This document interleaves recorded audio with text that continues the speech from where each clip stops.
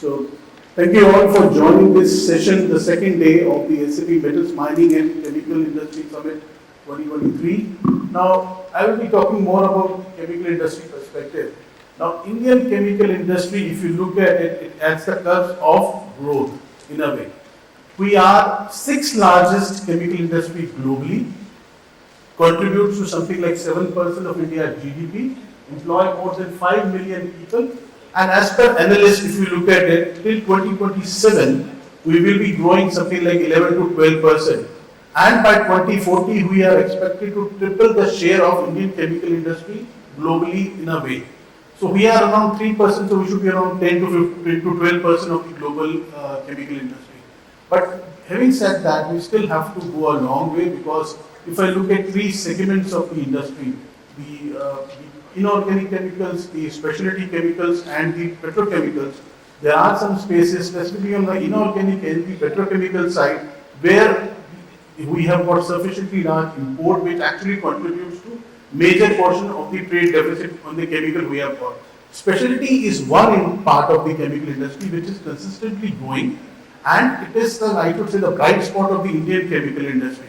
Now, if I see from that perspective the growth and the potential, we in India have been a consistent global demand generator and also increasing the shareholder value. So if some of you look at the stocks, please buy specialty chemical industry stock. That's the growth segment, and that's what you will get lots of benefit from it.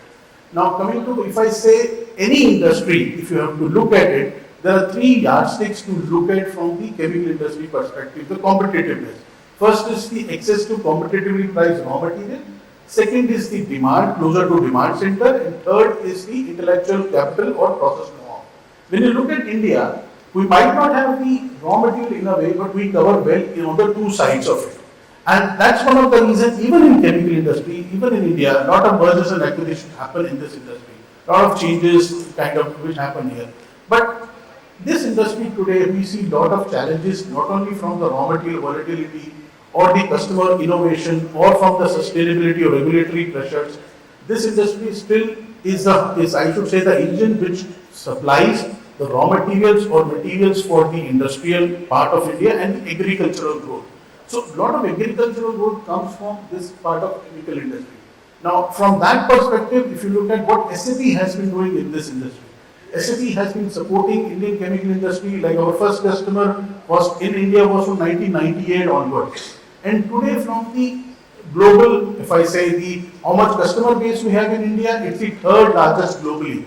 That means from after US or Germany, India is the third largest customer base for chemical industry, from that perspective. So we are, if you look at any name in India, it is on SAP utilizing their business systems.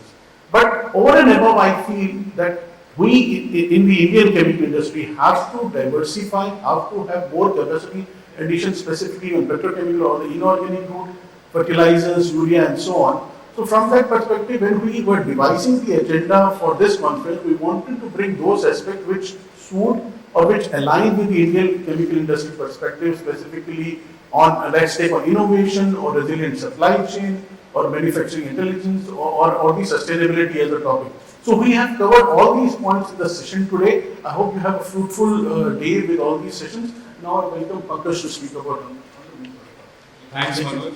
So as you just heard, India is a growing market for each type of industries. So yesterday we heard about the metal and mining sector, and today we are going to talk about chemical and mill industries. So yesterday all the customers you heard were talking about growth. So we heard about JSPL. So the JSPL is expanding their angle capacity to 12 million tons per annum. JSW is already at 28.5 million tons. Similarly, you have ArcelorMittal talking about increasing their capacity to 15 million tons. So this growth that we are seeing in metal industry is also happening in the metal industries that Manoj just talked about. So India is currently it's around $200 million in the chemical industry and expected to grow to $800 million by 2040. So that's a massive growth of 10% per annum, and which is more than contributing to 15% of the global growth coming from just from India. So that's why this industry that we have metal, mining, mill, chemical, all are on growth path for India, and we thought it fit that we have a second day dedicated to chemical and mill industries. So talking about again some of the key highlights of the chemical industries, and if you correlate, so chemical industry is, if you correlate it with an IT industry, so in chemical industry is standing at the juncture where IT industry for India was in early 90s. So in early 90s, IT industry in India was contributing around 2% of the exports. So $2 billion, around 1% of India's GDP, IT industry was exporting. Now currently IT industry is exporting around $300 billion, contributing to 8 to 9% of India's exports. So similarly, Indian chemical industry is currently at that juncture where the Indian, as Manoj talked about, the Indian specialty industry is exporting around $2 billion and expected to grow to $20 billion as the growth continues. And as the IT industry evolved, so India started off with say very basic services in IT. The Y2K problem came India's way, so India was able to solve that, and then gradually evolved into consulting services, and then also system integration, and then now today India IT industry is looking at AI, and it's at the cutting edge. And for all the IT services, SAP is contributing a lot because 1/3 of their practice comes from SAP. Similarly, if I correlate it with chemical industry, so chemical industry started very basic. So we had basic chemicals, and then we had contracts with global multinationals. So and this relationship grew, the R&D capabilities grew, and now we are breaking into specific chemicals, and all the chemical industries that you see today are expanding and putting in huge capacities and likely to grow, and we see a very huge growth, and Manoj talked about, we see a huge growth coming next couple of years. And the other fact is that Indian companies have specialized in particular chemicals. So for example, we have companies specializing in benzene molecule, we have companies specializing in fluorination. So, and fluorination is another trend which is coming because it's a cleaner material. So similarly fossination. So fossination also comes, this fluorination and fossinations comes under this sustainability aspect because companies are moving to these chemicals because their growth in daily products is increasing because they are cleaner materials. And because Indian companies are specializing in these chemicals like fluorine and phosgene or something like that, so they have the capability to grow to a much bigger extent. So having talked about the chemical industries, similarly if we talk about the mill industries, so in mill industries, SAP has textile, building products as well as cement. So cement again, so mill industries for us in India is a bit problematic because textiles has not been doing that well because of the conditions of the cotton prices and etc. which have been there in the past.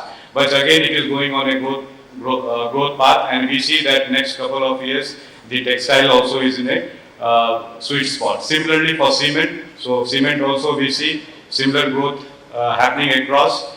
The raw material prices, the volatility which was there in the raw material prices have come down, and again there is a consolidation speed which is happening across Indian market. We already see Adani acquiring Ambuja and ACC, and we have global capacities forming in cement as well. So all in all, both these industries, chemical as well as mill, for India is in a sweet spot, and SAP is contributing. So all these industries are adopting digital way of working. We see cloud adoption in all these companies growing in a big way, and in the sessions to come, we will see how they are adopting these digital initiatives along with the help of SAP. So thanks again for making your presence here on the second day of our metal, mining, mill and chemical event, and hope to you enjoy your sessions going forward. Thank you. Thanks once again.